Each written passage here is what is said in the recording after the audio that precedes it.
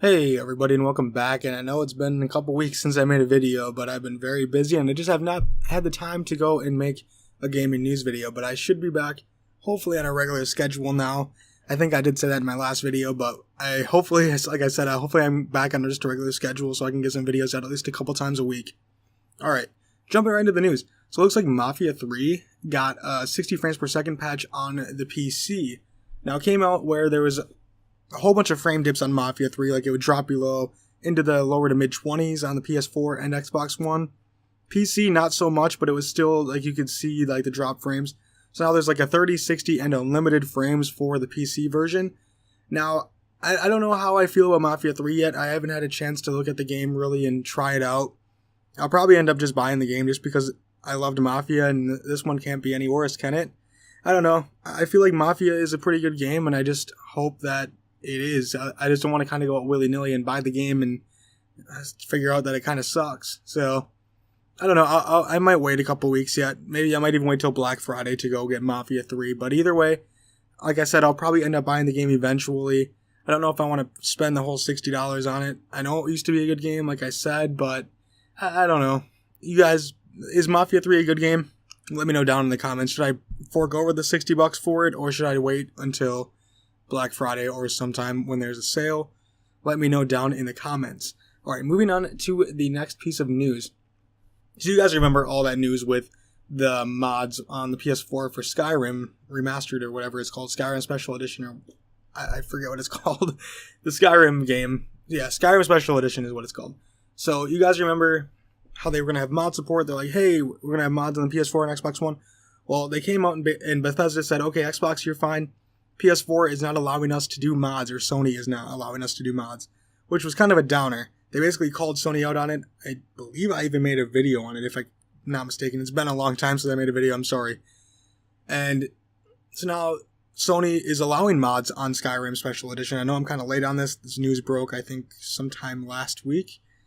And it says, after months of discussion with Sony, we regret to say that while having long been ready for offer mod support, they will not approve user mods the way they should work, where you can do anything they want for either Fallout 4 or Skyrim Special Edition. So they haven't approved kind of thing, and then Bethesda goes on to say that we and Sony have worked hard to make this possible. Mods on PS4 will still allow you to modify and create your own content by using the creation kit available here. You will not be able to upload external assets with your PS4 mods, but you will be able to use any assets that come with the game, as most mods do. By creating a Bethesda.net account, you'll be able to browse and try mods right within the game. Alright, so, I mean, the article said it's not a huge letdown, but it means, like, you'll only be able to use internal assets, which means that you can't use no Super Mario Skyrim, and then, like, basically no nudity mods, no sex dungeon mods, and no other mods that might get Sony in trouble with parents. Which kind of sucks that you can't use any mod that you want to on the game. So really, is it worth it to even have mods at that point? Maybe, but it's just kind of like a filler. They're doing it because people were outraged, and all of a sudden he's like, well, we probably should do it now. So it's like, you're not going to get like the Macho Man Dragon thinger. I don't think that's even going to be on there. You're going to have to use dumbed down stupid mods that aren't going to make any sense. I don't know. Is it good that Sony approved the mods? Well, yeah, but is it worth it? Maybe not. It sucks that you can only use internal assets, and if I'm not mistaken, I think the file sizes can only be so big too, or something like that. I thought I heard. Don't quote me on it, but I thought I heard something about that, and it just was weird. I don't know, Sony's being weird about this whole mod thing. Like, Xbox is perfectly fine. They're like, yeah, whatever, do whatever you want to do. We don't really care. And PlayStation's like, oh no, we don't allow any of this. We're the top dog now. We can do whatever we want, which is kind of a big middle finger to everybody that wants to play mods on PS4. I'm pretty sure people are going to start shying away from Sony if they keep up with this BS. Like, they can't keep getting away with this. This is unreal. They think they're the top dog like Microsoft was with the 360. It's kind of like flip-flop now, which sucks.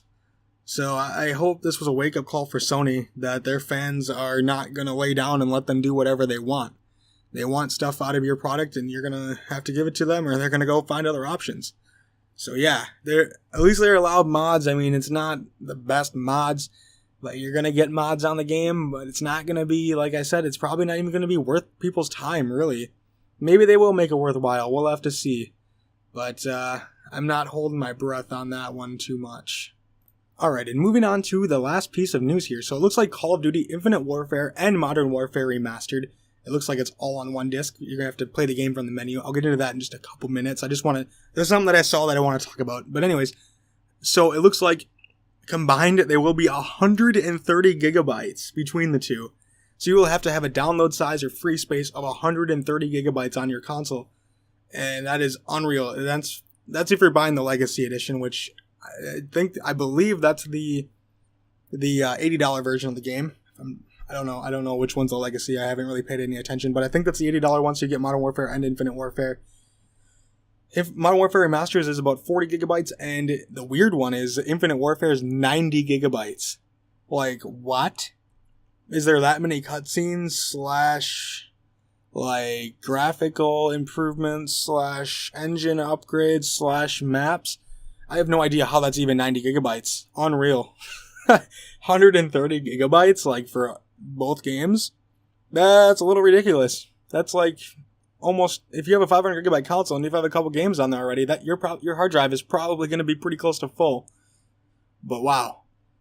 But the other thing I wanted to talk about was there was a report that I saw last week where people were like, okay, cool, we'll get Infinite Warfare, that's fine, $80, whatever, we'll pay for it.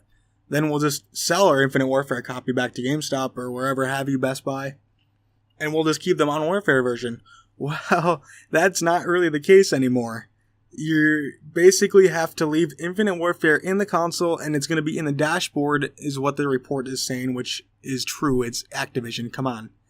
It's going to be in the console, and you have to leave the disc in the console while you're trying to play the game. So that's how they got around that. That's a report. I don't know if that has been confirmed or not to this point as of Monday. So that's interesting, Activision. Doesn't shock me, though, because they probably saw, like, wow, people are just going to buy the game and sell it, so we need to do something in this place so we can still keep those Infinite Warfare sales up and not the most returned game of all time.